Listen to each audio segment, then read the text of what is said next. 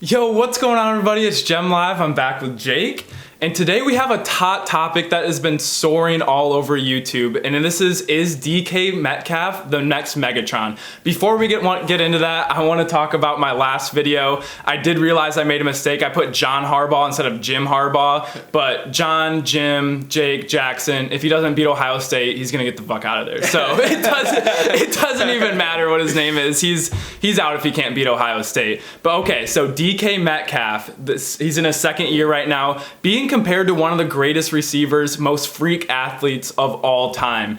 Jake, I'm going to let you take this one. All right. Let's see what you got. So I am, in the debate, is DK Metcalf the next Calvin Johnson? I'm siding that he isn't. And I'm not trying to be disrespectful to DK Metcalf at all. I think he has a great story. He balled out the combine, got his money, rose his draft stock, and he's playing like a beast. I think he's a monster. But I just think that Calvin Johnson is kind of incomparable. I mean, Jackson is a Michigan fan. He's a Detroit Lions fan, so he knows just how dominant that Calvin Johnson was. And I know that Metcalf is a good player, but I just don't think it's fair to compare him to Calvin Johnson, especially in his second year in the league. What makes you think that? What doesn't he have? So I just think that you just have to look at everything that Calvin Johnson does have. And obviously we can compare their combines and measurables, so we can do that right now. Right. Because what was his combine? Or his 40-yard? 4.3. 4.3, and Calvin's was 4.33 or something. 4.38. So 4.38.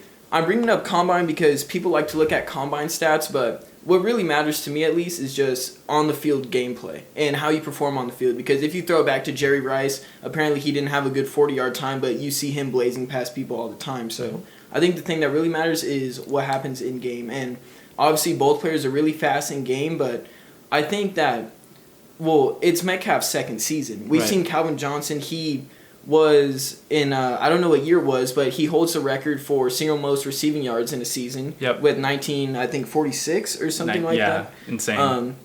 And then he was second in the single game receiving yards and he was 7 yards off. I think he had 329 in one game, and the max is 336. So it's not that Metcalf doesn't have what Calvin Johnson doesn't have. It's just it's his second year. He needs to put up numbers like those consistently to actually, I feel like, have a good comparison or a measurable comparison to Calvin Johnson. Okay.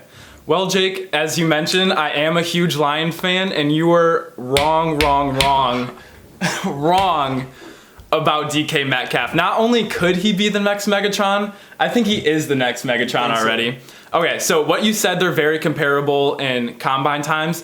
So Calvin Johnson was a freak athlete. If I told you that there was a combine player who ran a 4.3, had a 40.5-inch vertical, and had over 11 foot in broad jump, you're thinking someone like Tyreek Hill. What if I told you this person is 6'4", 230 pounds?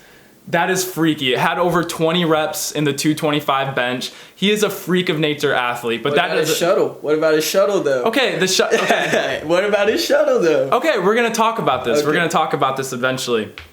And so we know athletes and raw physical athleticism does not translate to the NFL. Like you said, Jerry Rice didn't have it all the time.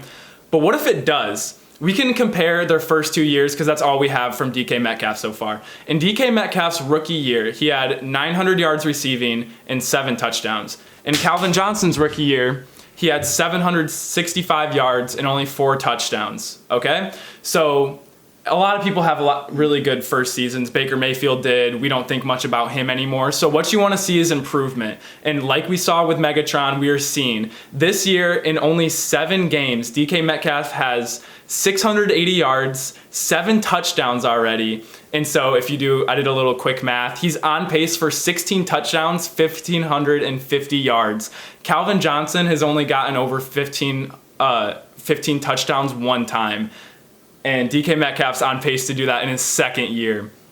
In Calvin's second year, he had 1,330 yard, 12 touchdowns. And so that was like his second highest all time. He had 12 touchdowns and I believe 16, and those were some of his highest years.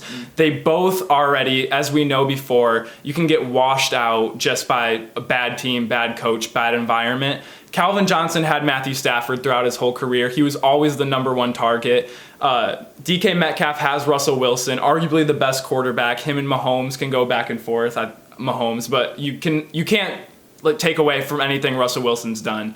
But he also has a number 2 target, Tyler Lockett. So if you want to say that's taking away receptions or helping him because they can't double as much, I think it helps him. You think it helps him more so? Well, I think so, because especially since this argument has been brought up over Twitter, if you guys are seeing, there's a whole bunch of clips where Calvin is just getting absolutely double teamed, a press double team. Yeah. I've never seen that happen to anybody before. Yeah. And just to know that you scare a defense so much that they need to put 2 people on you in press man coverage. Normally it's one guy on and no. Okay. It's on goal line. Granted, it is goal line coverage, but 2 pressing 1 receiver. Calvin Johnson is scary, but if there was any other threat on offense for a Detroit Lions team, he would not be there. They would have something different. If they were scared of their running game at all, there was a stat, they went 2.5 years without a running back rushing over 100 yards. No rush threat, no second receiver option, bad tight ends. Calvin Johnson had Golden Tate as a second receiver for 2 years and did really well in his later years, even though he did retire early.